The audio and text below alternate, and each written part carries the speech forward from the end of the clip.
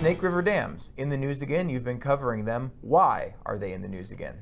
Yeah, so there have been some recent workshops, and they kind of stem from an attempt by Washington officials to push the conversation away from beyond just what do we do with the dams, should they stay or should they go, into more productive discussions. This most recent study comes from recommendations from Governor Jay Inslee's Orca Task Force, which was tasked with looking at ways to save the orcas. And orcas depend on salmon for food. So one of the suggestions the task force came out with was to form a stakeholder group that would list all the pros and the cons of the dams.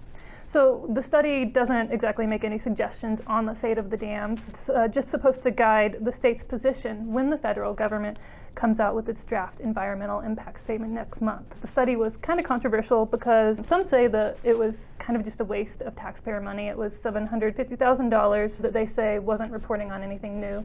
Others say that it's really important to have these kind of discussions and learn from what the other side is thinking and figure out kind of ways to go forward instead of just continue to remain stuck in this same discussion we've been having for decades. And this conversation about dams and the fate of them on the Snake River is nothing new. So I'm just wondering what really has elevated it again to the popular conversation and to having so many studies about it. Is it really just the orca thing?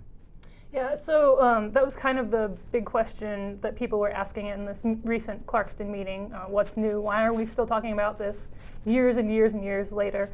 And so I think these discussions really kind of do stem from efforts to save the southern resident killer whales, although gathering opinions about the Snake River dams were just one recommendation made by the task force. At other meetings around the plight of the salmon, I've heard people say that orcas are really kind of the key to pushing this discussion forward, to talk more about actually removing or altering the dams. That's a big thing that's kind of different in this debate now, is the orcas are top of mind for a lot of people, whereas they weren't several years ago.